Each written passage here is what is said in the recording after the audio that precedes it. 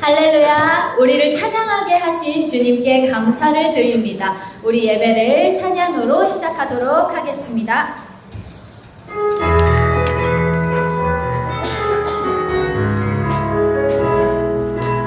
주 선한 능력으로 안으시니 주 선한 능력으로 안으시네 그 크신 발로 날 묶으시네 제 마음속에도 흔들리지 않고 사랑하는 우리 1절 한 번 더 찬양하겠습니다. 주 선한 능력으로 주 선한 능력으로 안으시네 그 크신 발로 날 묶으시네 절망 속에도 흔들리지 않고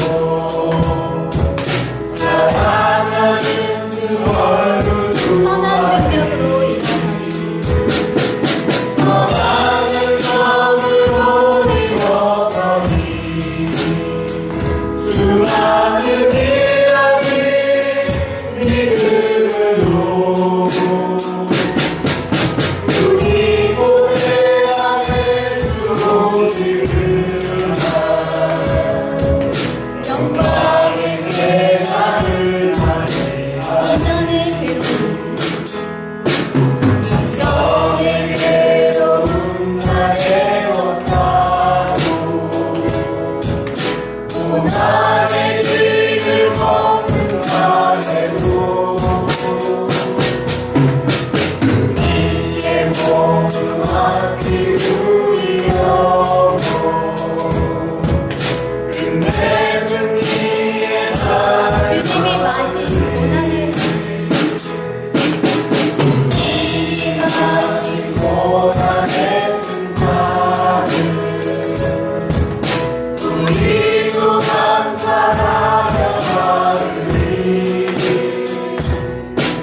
주님의 남은 고난 채워가며 예수로 모든 위에 살리라 선한 능력으로 일어서니 주 안을 지나니 믿음으로 우리 모두 안에 들어오시구나 영광의 제사를 맞이하리 찬양에 대해서 한번 잠깐 설명을 드려볼게요. 이 찬양은 우리에게 고통이 없다고 말하지 않습니다. 오히려 고통 속에서도 하나님이 함께 하신다는 믿음의 고백입니다. 1944년 12월 나치에 저항하다가 감옥에 갇힌 한 신학자가 처형을 앞두고 약혼녀에게 한 편의 시를 보냅니다. 그 시가 바로 우리가 부르고 있는 이 선한 능력으로 찬양의 시작이 되었습니다. 죽음을 앞두고 있어도 우리가 어떠한 상황 속에 있을지라도 주께서 고통의 잔을 주신다고 할지라도 감사함으로 받는 우리가 되기를 바라는 마음으로 다시 한번 찬양 묵상하며 부르도록 하겠습니다. 선한 능력으로 안으신 주님을 기대합니다. 주 선한 능력으로 안으시네 그 크신 팔로 날 묶으시네 절망 속에도 흔들리지 않고 사랑하는 주 얼굴 선한 능력으로 일어섭니다.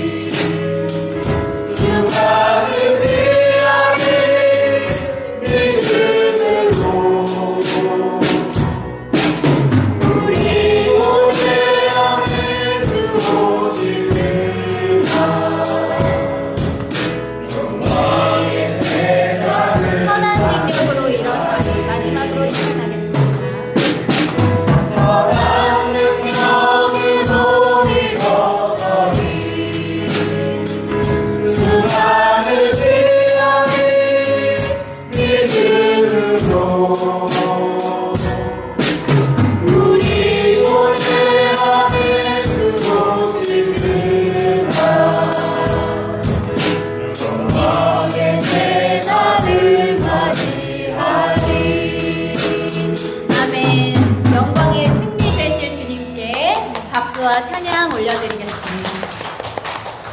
우리 다 아시는 무화과 나뭇잎이 찬양 신나게 불러볼 건데요. 우리의 마음은 하나님을 향하여 기쁘기로 작정된 줄 믿습니다. 우리는 태초부터 하나님을 기쁘시게 하기 위하여 창조되었는데 이 세상의 많은 것들로 인해서 우리를 계속 힘들게 하고 있는 것 같아요. 우리 하나님만으로 기쁜 마음을 회복하길 하는 마음으로 무화과 나뭇잎이 찬양 드리시겠습니다. 무화과 나뭇잎이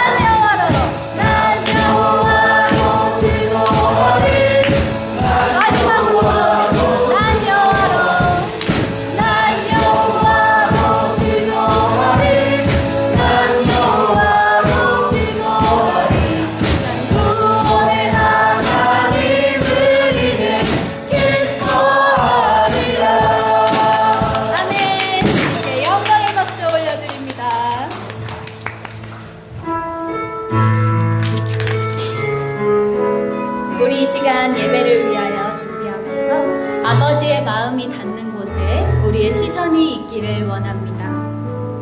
아버지 당신의 마음이 있는 곳에 나의 마음이 있기를 원해요. 아버지 당신의 눈물이 고인 곳에 나의 눈물이 고이길 원해요. 아버지 당신이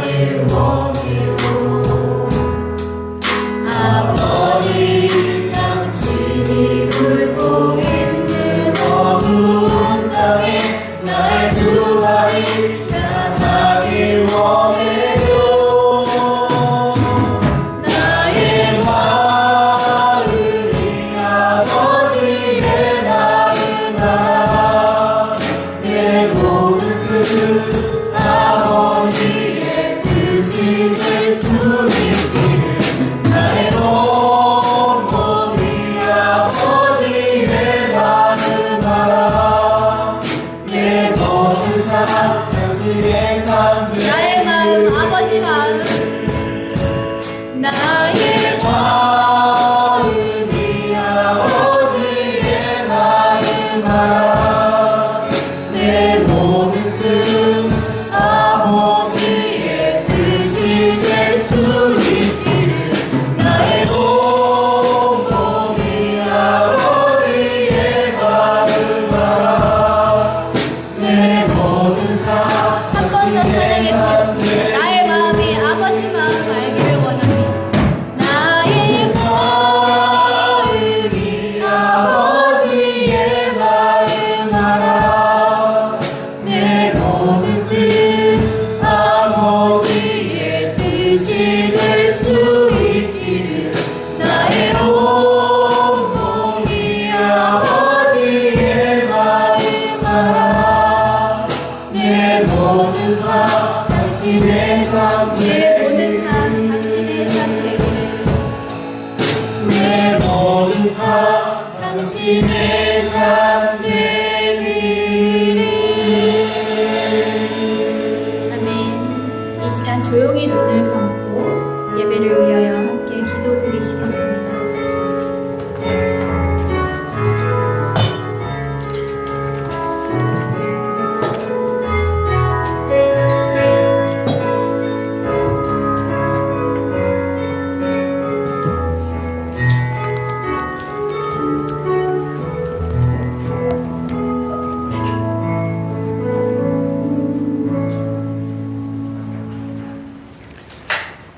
기도하시겠습니다.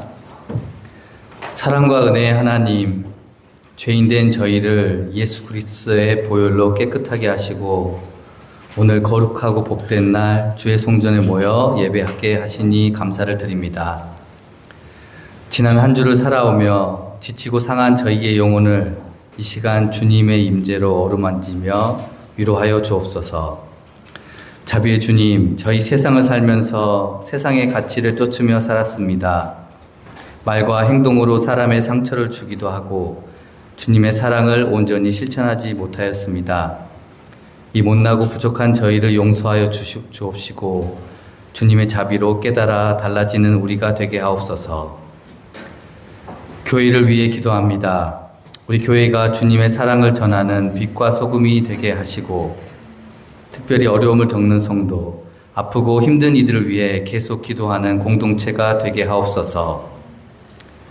또 여름 행사를 위해 기도합니다. 많은 성도들이 모여 은혜의 시간이 되게 하옵시고 생명땅 어린이들에게도 귀한 시간이 되게 하옵소서. 준비하는 손길들 위에도 함께 하셔서 우리 교회가 한 걸음 더 나아가는 귀한 은혜가 되게 하옵소서. 이 시간 주님께 예배를 드립니다. 예배 가운데 당신을 만나고 당신의 귀한 뜻을 깨달아가는 귀한 시간이 되게 하옵소서. 찬양과 기도로 우리를 위로하여 주시옵고 귀한 말씀으로 우리의 삶을 변화되게 하옵소서. 예배가 끝이 아니라 다시 세상으로 나아가 그리스도의 향기를 드러내는 한 주가 되게 하여 주옵소서. 이 모든 말씀 우리를 구원하신 예수 그리스도의 이름으로 기도드리옵나이다. 아멘.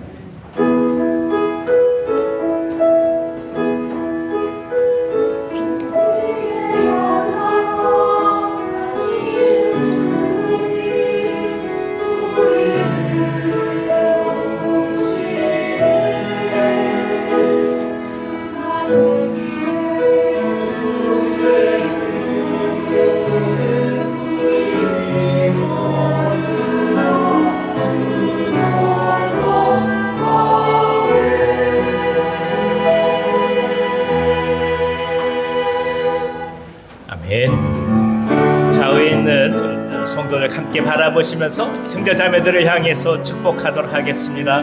두 손을 펼치시고 서로의 눈을 보면서 축복해 주십시오. 당신은 하나님의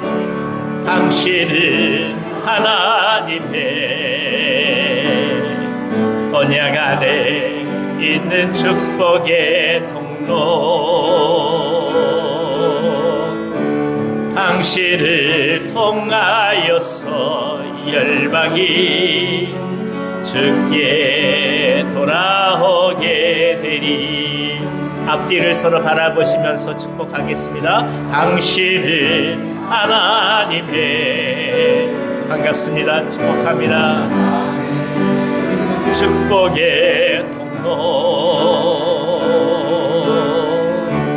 당신을 통하여서 열방이 주께 예배하게 되리.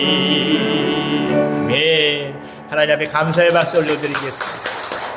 하나님의 평강과 사랑이 우리에게 가득하기를 기원합니다. 우리가 계속해서 매주 금요일마다 모여서 함께 기도하고 있습니다. 여러분들 시간 되신 분들 다 함께 오셔서 주님 앞에 이 세상을 중보해 주시고 또 각자의 문제를 놓고 기도하는 성령 충만한 시간이 되기를 기도합니다. 전균 1일 수련회가 계속해서 말씀해 주신 대로 또 기도해 주신 대로 또 7월 17일 함께 진행하고자 합니다. 이를 위해서 한번 기도해 주시고 특별히 오늘 지난주에 신청하지 못하신 분들은 신청해 주십시오. 정확히 인원을 알아야 저희가 식사를 준비할 수 있기 때문에 뒤에 신청서 양식이 있으니까 오실 분들은 꼭 신청해 주시고 함께 참여해 주시기를 바랍니다. 그날 당일하고 그 주에 주일까지 합해서 생명땅은 여름 성경학교가 진행됩니다. 이를 위해서 기도해 주시고 또 찬주해 주실 분을 찬주해 주시고 또 축복해 주시기를 바랍니다. 오늘 저에게 주시는 하나님의 말씀은 신약성경 마가복음 11장 12절부터 14절까지 말씀입니다. 마가복음 11장 12절부터 14절까지의 말씀, 제가 가지고 있는 성경으로는 신약성경 73면에 있습니다. 귀한 말씀 봉독해 드리겠습니다. 이튿날 그들이 베다니에서 나왔을 때 예수께서 시장하신지라 멀리서 잎사귀 있는 한 무화과 나무를 보시고 혹 그 나무에 무엇이 있을까 하여 가셨더니 가서 보신즉 잎사귀 외에 아무것도 없더라. 이는 무화과의 때가 아님이라. 예수께서 나무에게 말씀하여 이르시되 이제부터 영원토록 사람이 네게서 열매를 따먹지 못하리라 하시니 제자들이 이를 듣더라. 아멘.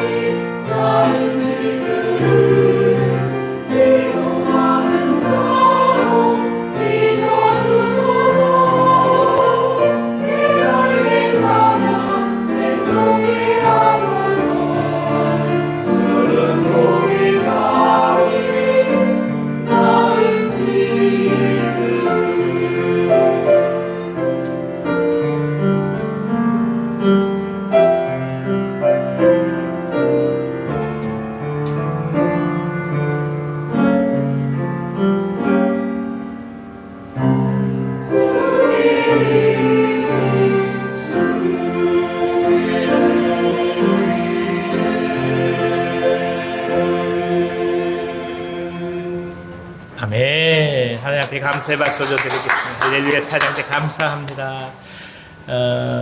참 토기장의 말씀을 또 오랜만에 이 찬송으로 저들에게 가르쳐 주셔서 고맙습니다. 옆에 계신 분들 한번 격려해 볼까요? 주의 이름으로 사랑합니다. 주님의 이름으로 축복합니다. 반갑습니다. 날이 굉장히 많이 더워졌습니다. 여러분 건강 유의하시고요. 제가 보면 제일 시원한 게 예배당 같습니다. 그러니까 더우시면 여기 와서 기도하십시오. 참 감사합니다. 정말 주님 앞에 이렇게 함께 모여서 예배하고 기도하고 찬송할 수 있다는 게 얼마나 고맙고 기쁜지 하나님께 다시 한번 영광의 말씀을 올려드립니다. 예수께서 예루살렘에 입성하시는 그 사건은 오늘 우리에게 걸어오고 계시는 하나님의 사랑이 뭔지를 깊이 알게 하는 사건이었습니다. 복합적인 감정을 가지고 있는 우리 스스로조차도 이해할 수 없는 그런 우리 내면의 상황 속에서 주님은 예루살렘에 들어오시듯이 그렇게 오셨습니다. 그리고 영적 예루살렘으로서 살아가는 우리는 이에 깊이 응답해야 한다는 것도 말씀을 통해 배웠습니다. 이제 예수님은 가장 마지막이지만 안타까운 기적을 저희에게 보여주십니다. 하지만 앞에서와는 전혀 다른 의미를 가진 기적이라고 볼 수 있을 것입니다. 왜냐하면 가슴 아픈 현실을 빗댄 기적이기 때문입니다.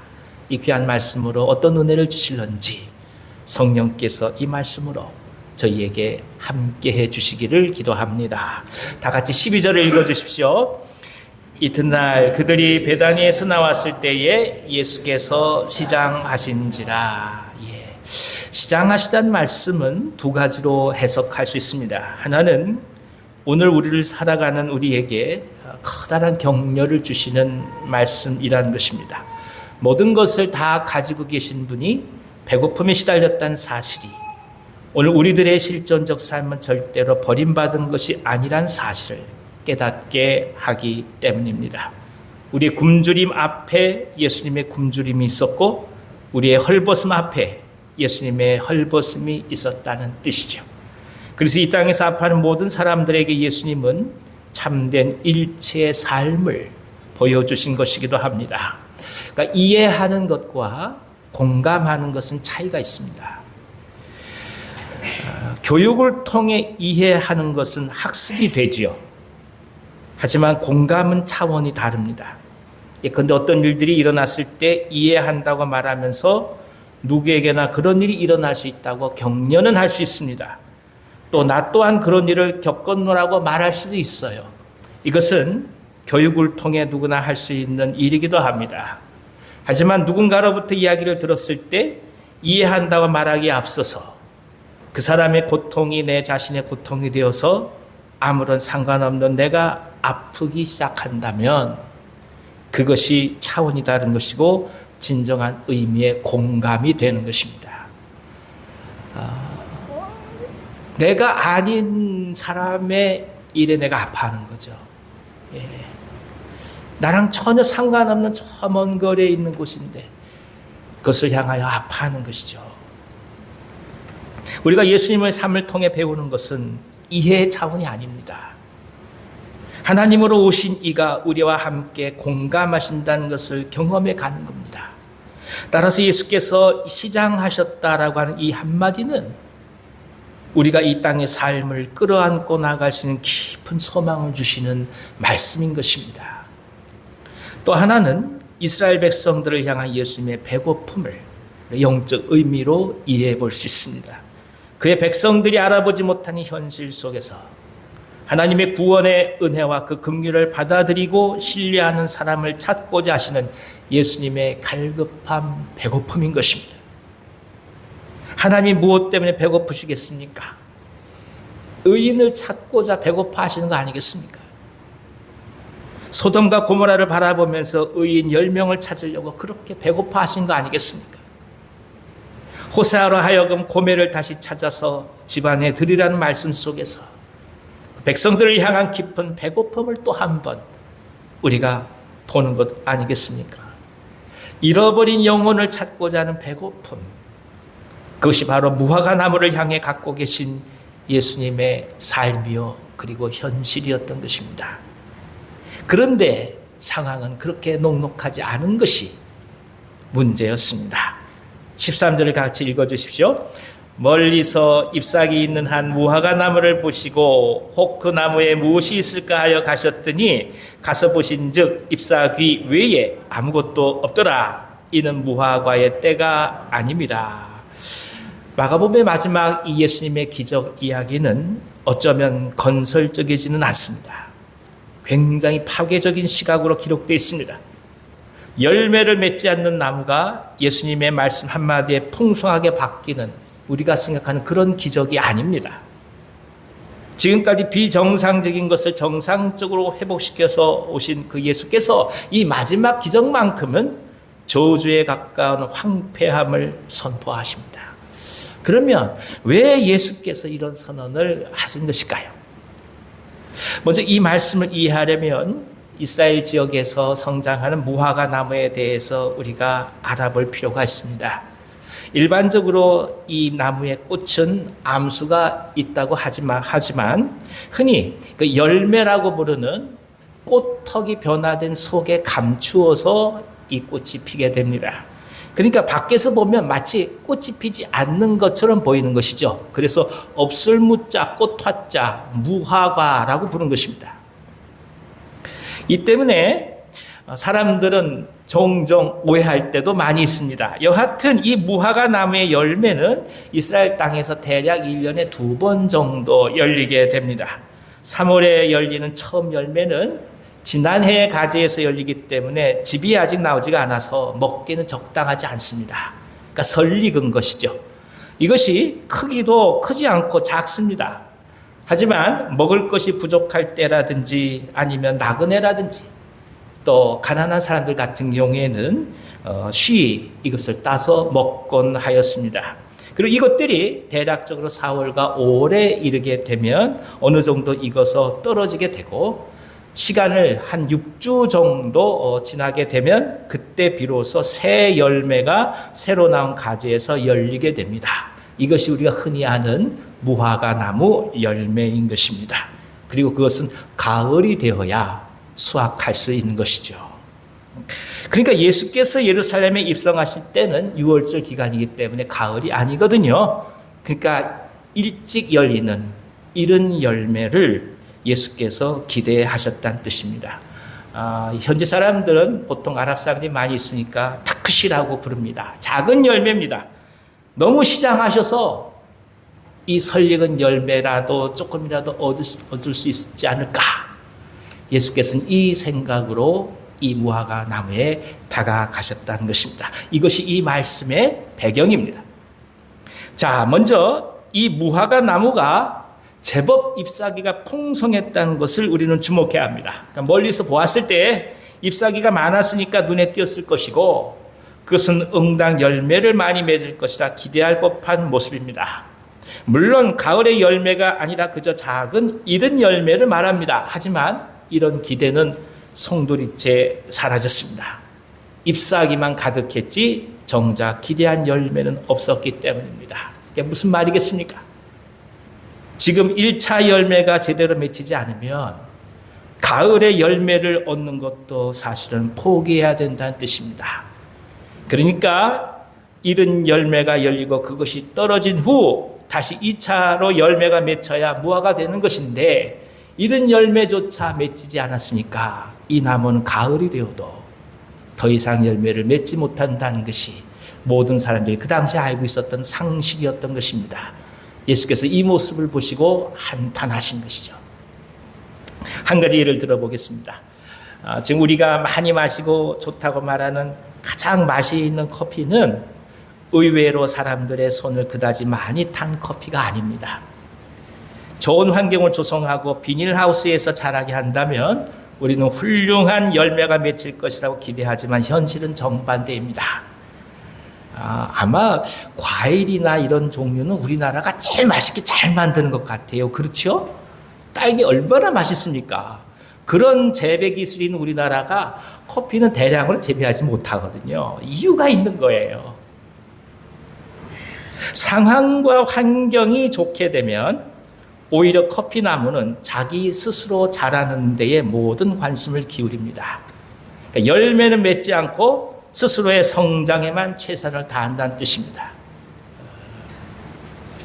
혼인을 했는데 자기 치장하게 바쁜 거예요.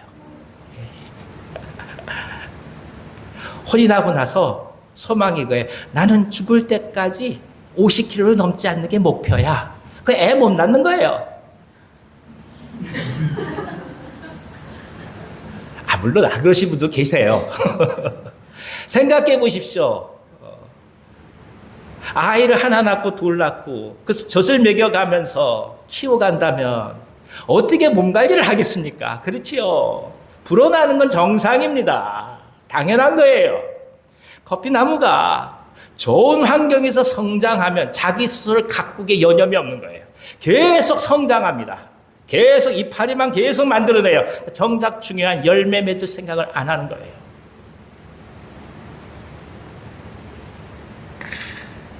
환경이 어렵고 살기 힘들고 언제 죽을지도 모른다는 급박한 현실이 다가와야 커피나무로 하여금 자손을 번식하도록 자극을 준다는 말씀입니다.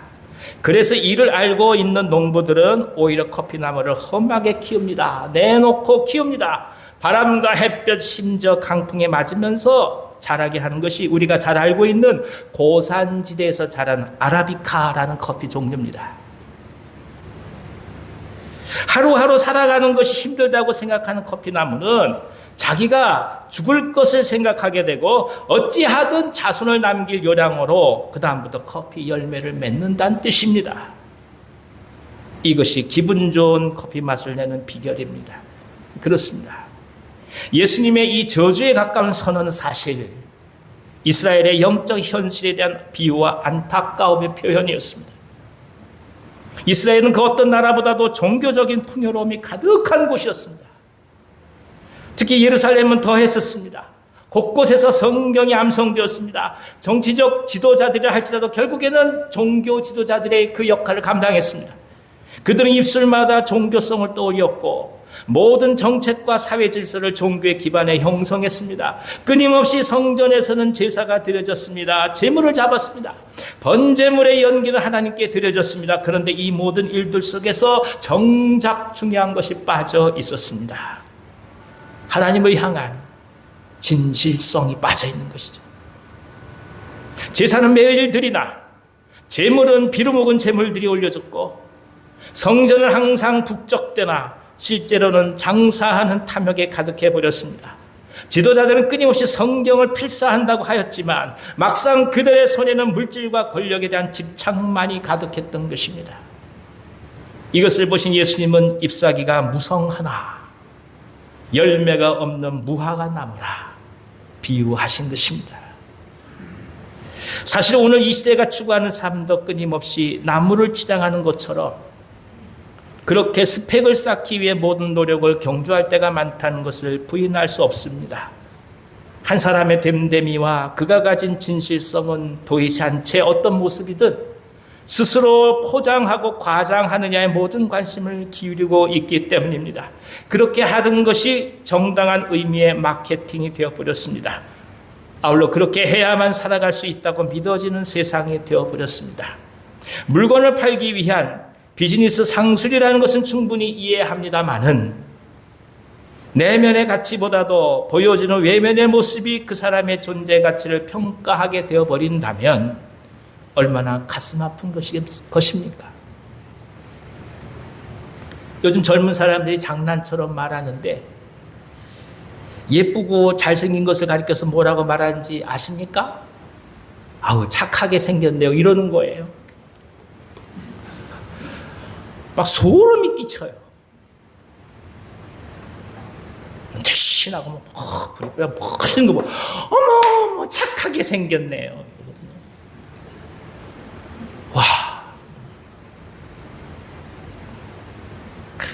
사람의 성품과 내면을 평가하는 말이 이제 너무나도 쉽고 가볍고 당연하게 외모를 표현하는 말로 둔갑해 버렸습니다.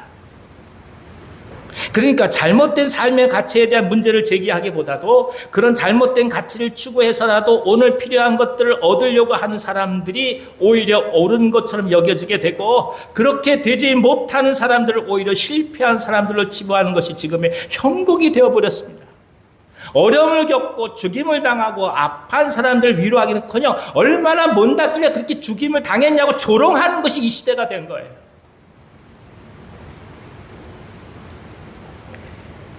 종교에서조차도 마찬가지입니다. 많은 종교인들 또한 이 허상에서 벗어나지 못하고 있습니다. 어쩌면 잎사귀가 풍성해서 나무가 커져가는 모습 그 자체를 열매라고 착각하고 있는지도 모르겠습니다. 나무가 크니까 그 많은 열매를 맺을 것이라는 가능성만으로 사람들을 호도하고 있는 것은 아닌지 가슴을 칠 수밖에 없는 것이죠. 분명히 기억할 것은 열매는 맺혀야 열매입니다. 열매를 맺을 가능성이 열매를 말하는 것은 아닙니다. 헤롯 성전이 화려하다고 해서 더욱더 깊이 하나님을 사랑하는 것이 아니라는 말씀입니다. 이스라엘이 많은 제물을 드린 제사를 드린다고 해서 그것 자체가 열매는 아니라는 말씀이죠. 그래서 다시금 이 말씀이 우리에게 깊이 와 닿는 것입니다. 14절을 읽어주십시오. 예수께서 나무에게 말씀하여 이르시되 이제부터 영원토록 사람이 내게서 열매를 따먹지 못하리라 하시니 제자들이 이를 듣더라. 예수님은 예루살렘의 허구성에 직격탄을 날리셨습니다. 영원히 열매를 먹지 못할 것이라 선언하셨습니다. 예루살렘의 종교적 자부심은 이제 허구만이 남게 된 것입니다. 물론 이것은 성전의 멸망을 예언하는 말씀이기도 합니다. 사실 하루하루 살아가면서 우리는 우리 안의 내면에서부터 이 열매의 의미를 깊이 고민할 수밖에 없습니다. 물론 현실은 수많이 다가올 문제 앞에서 문제를 해결해 나가는 것에 전전긍긍할 수밖에 없는 것도 사실입니다. 그리고 그 과정 중에서 종교성의 의미를 찾고자 할 때도 많습니다. 물론 이것은 당연히 우리가 겪어갈 과제이고 동시에 맞닥뜨리는 삶의 현실입니다. 하지만 그렇다고 해서 그것들만이 우리의 신앙의 전부라고 생각할 수는 없습니다.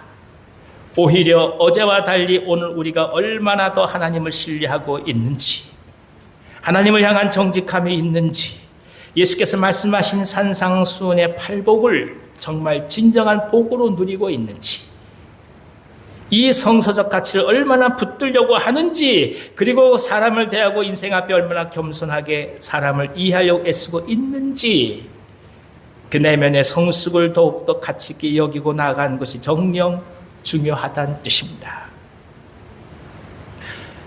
주님을 향한 간절함이 있는 거예요. 더욱더 주님을 사랑하게 가지 못한다는 건 애통함이 있는 거예요. 근데 그것을 복이라 여기고 있냐 이거예요.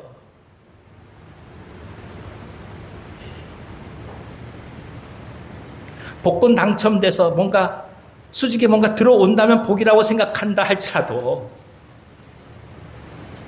아니 내가 지금 오히려 갈급해하고 간절하고 하나님을 향해 더욱더 어떻게 살아가면 좋을까라는 그런 그 마음 속에 부대낌 있는 그 상황을 복이라고 얘기할 수 있는가 이거예요.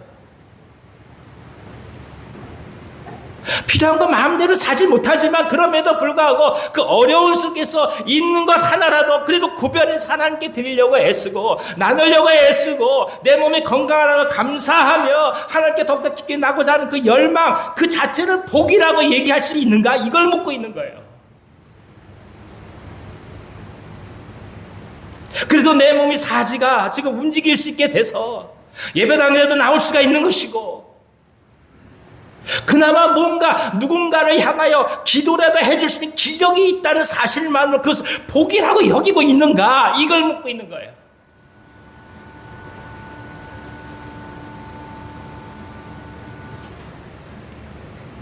예수님의 마지막 일주일은 이 문제를 향해서 강력하게 부딪혀 가신 삶의 현장이었던 것입니다. 그래서 예수께서 결국 죽임을 당하실 수밖에 없었던 결과를 가져온 것입니다. 세상이 말하는 복이 아니요. 진정한 복이 여기 있다고 얘기하니까 죽임을 당한 거예요.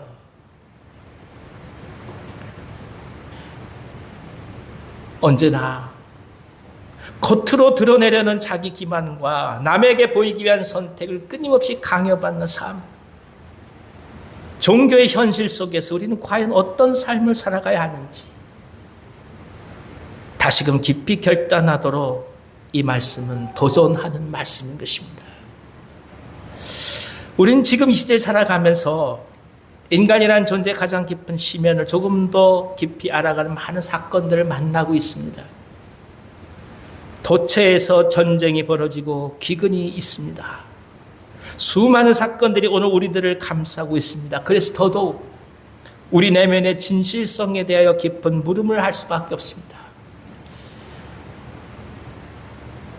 하나님이 물어오시는 그 물음에 우리가 어떻게 대답할 수 있을까? 과연 나는 지금 하나님 앞에 종교개혁자들이 그렇게 얘기했다. 하나님의 그 얼굴 앞에서 진실하고 있는가? 이걸 생각하는 거죠.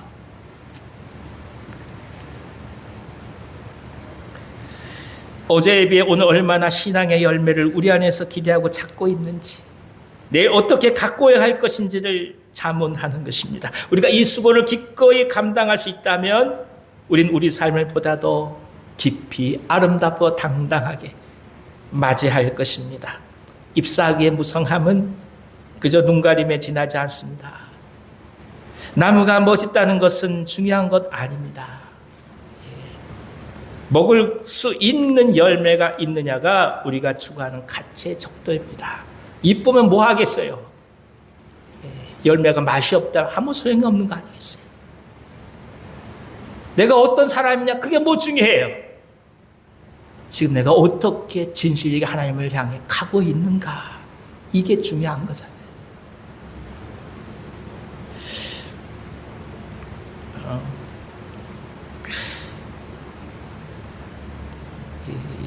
시간이 지나면서 이 공부에 욕심을 낼 때가 많이 있습니다. 근데 제가 학교에서 경험한 가장 큰 거는 교수들이 굉장히 유치하다는 거예요.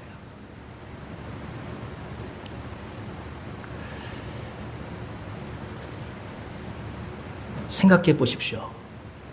집이 어렵고 가난하고 당장 부양해야 될 삶 속에서 독한 마음 먹고 죽든 살든 상관없이 지길 간 게 학자인 거예요. 본질적으로 이기적이지 않으면 공부는 못하는 거예요. 그렇게 해서 자리에 올라간 사람들의 특징이 뭔지 아십니까? 진짜 고통받는 게 뭔지를 몰라요. 나는 그런 자리를 애쓰고 수고해서 벗어나고 헤쳐나오는데 너희들은 뭐냐? 사람을 바보 취급해요. 생각해 보십시오. 머리 띄어나서 공부하는 거 아니에요. 아버지 어머니가 그나마 넉넉하게 살만해서 어렵다고 하지만 뒷받침해줘서 그나마 다 내평균적 가도 살실만 해서 공부해서 학자가 된 거예요. 그러면 죄송함을 가져야 된다. 적어도 당신이 뭔가 어떤 자리에 올라갔다, 당신이 애써서 자수성가했다, 그렇게 할 수 있는 뭔가가 있었던 거예요. 그거에 대해서 적어도 죄송한 마음은 가져야 하는 거예요.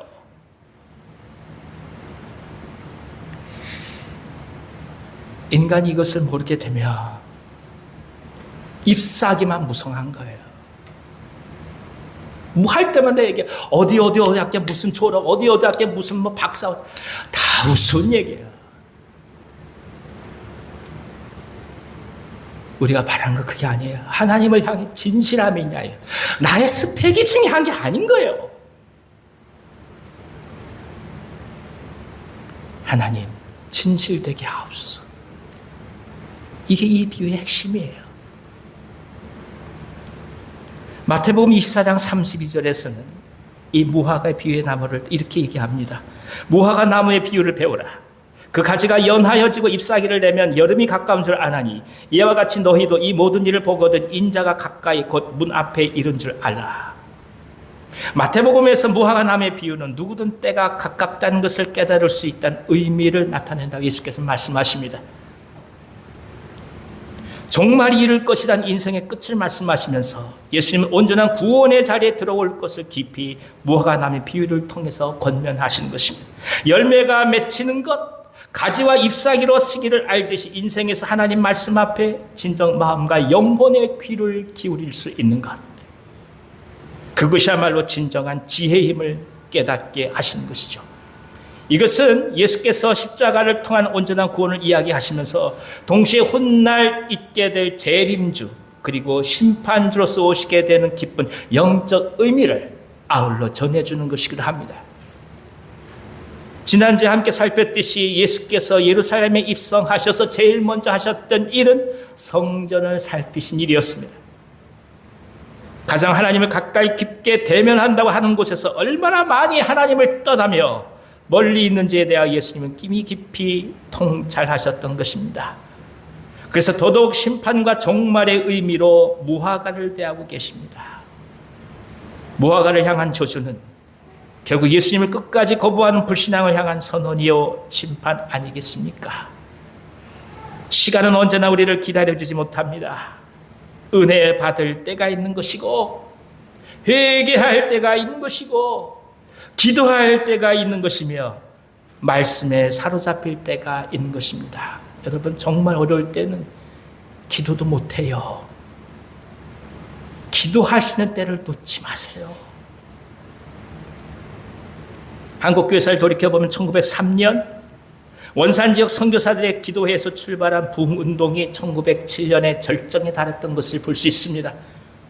당시 선교사들은 중국에서 의화단에 난이 있었기 때문에 중국에 비하여 훨씬 더 좋은 환경에서 이 땅 조선에서 복음을 전하고자 하였습니다. 그래서 당시 중국 선교사들과 조선인들에 비하면 호화롭고 사치한 생활을 하게 되었던 것입니다. 하지만 성령의 임재와 충만함 속에서 그들은 조선인들에 대한 우월적 자만심이 얼마나 자신들을 묶고 있는지를 발견하게 되었습니다. 초기 선교사들의 신학교의 목적은 진정한 목사를 키우는 게 아니었어요.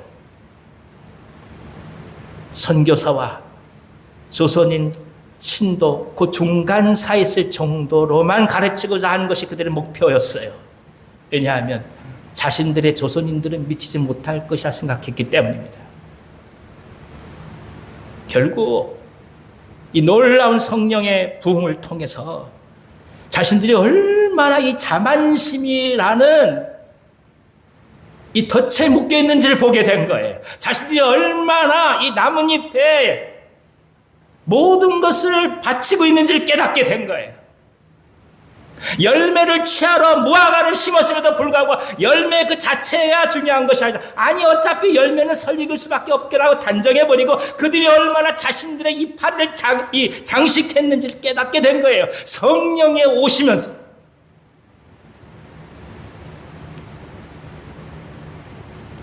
무성한 잎사귀 같은 삶을 기로하고 아무런 열매를 맺지 못했던 철저한 자기 반성과 성찰을 통해 부르짖기로 나아갔던 것이 우리가 잘 알고 있는 평양 대부흥 운동이었던 것입니다.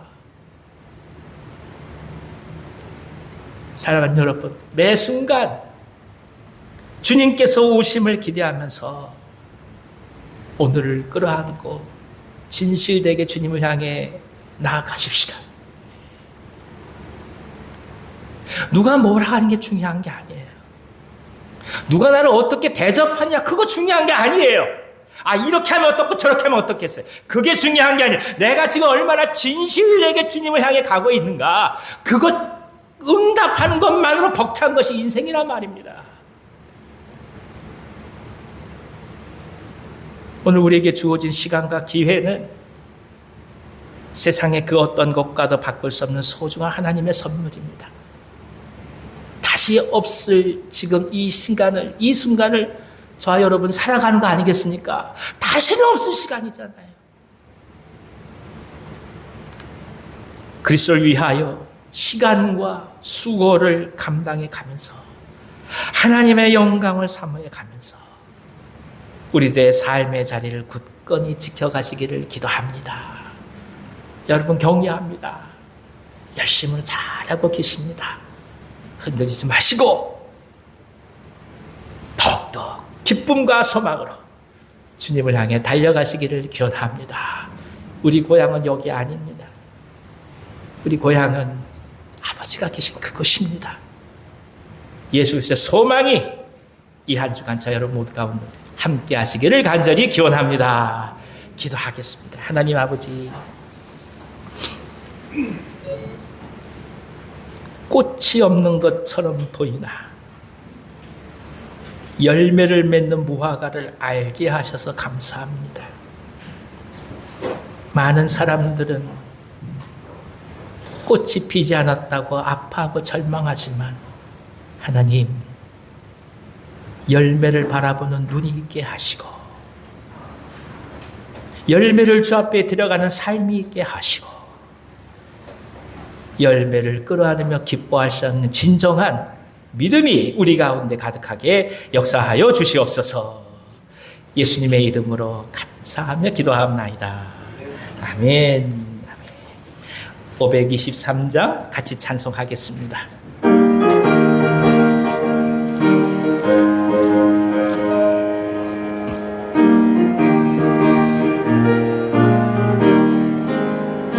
모든 죄악길에서 목자 없는 양같이 모든 사람 길 찾아 헤맨다.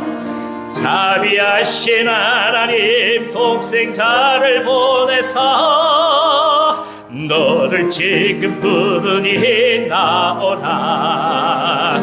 이때라 이때라 주의 긍휼 받을 때가 이때라. 지금 주께 나와 겸손하게 아뢰라. 구원함을 얻으리 험한 십자가 위에 달려 돌아가신 주 다시 살아나셨네. 기쁘다. 죄인 구원하실 때 어서 주께 나와 계시는 내 구하라 구하라. 이때라 저희의 긍휼 받을 때가 이때라. 지금 주께 나와 겸손하게 아뢰라. 구원함을 얻으리 주의 귀한 말씀에 영원 생명의 날이 주님 너를 용서해 주신다. 주가 부르실 때에 힘과 정성 다하여 주의 은혜 받으라. 이때라 주의 긍휼 받을 때가 이때라. 지금 주께 나와 겸손하게 아뢰라. 구원함을 얻으리요. 세월 빨리 흐르고 세상 친구가 있네. 너희로 구원을 감동하고 주의 구원 받으며 천국에서 영원히 주와 함께 살리라.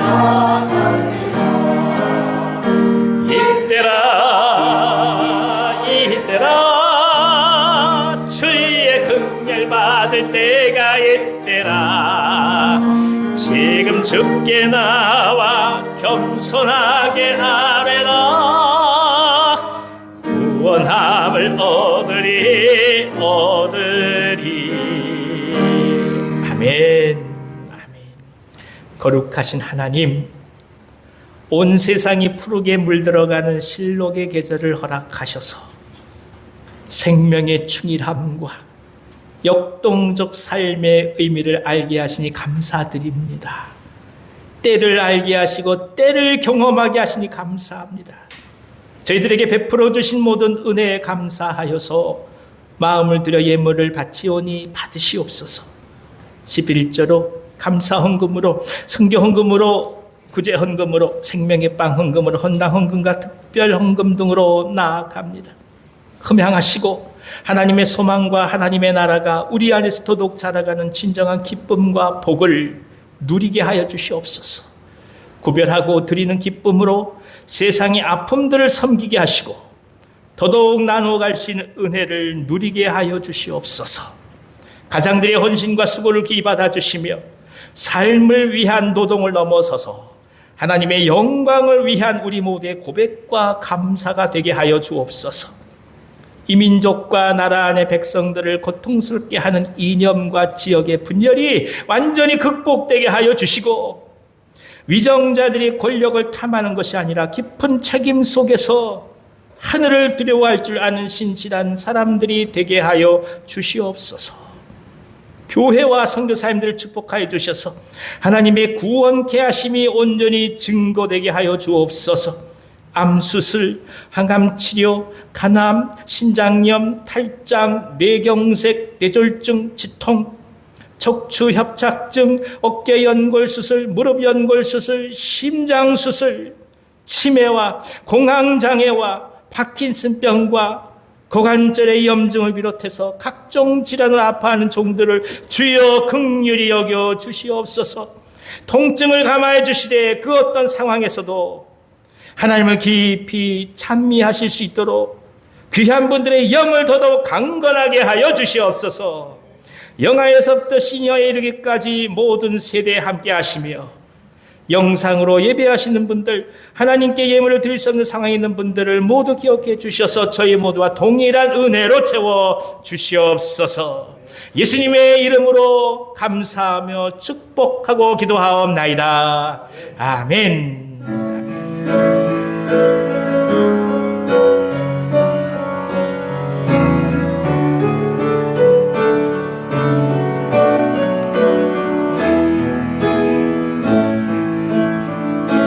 우리 보좌 앞에 모였네.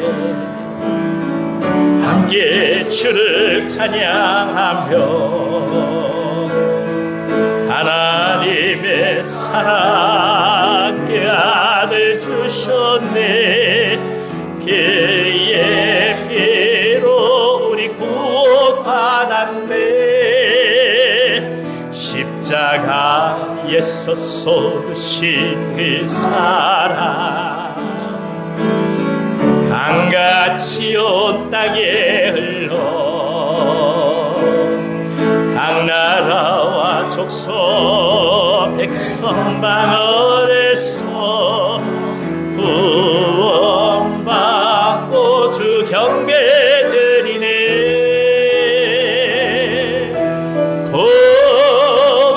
구원하심이 보좌에 앉으시 우리 하나님과 어린 양의 도다. 구원하심이 보좌에 앉으시 우리 하나님과 어린 양의 도다. 아멘. 이제는 우리 구주 예수 그리스도의 은혜와 하나님 아버지의 그 크신 사랑하심과 보혜사 성령님의 감동하시고 교통하심이 잘 익은 무화과 나무의 열매처럼 한 해를 온전히 오롯이 기다리며 열매가 맺혀지기를 사모하고 그 열매로 인하여 오직 주님만을 바라보며 달려가고 나아가기를 원하시는 이 자리에 모시게 사랑하는 모든 주의 종들 위에와 저들의 삶과 가정과 생업 위에, 특별히 저들의 기도 제목 위에, 이 민족과 이 나라와 북녘 땅 선교사님들의 사역 위에, 우리가 정말 사랑하는 온유한 교회 위에와 사랑하는 우리 환우들 위에, 가족들 위에 이제부터 영원토록 함께 하시길 간절히 축원하옵나이다. 아멘.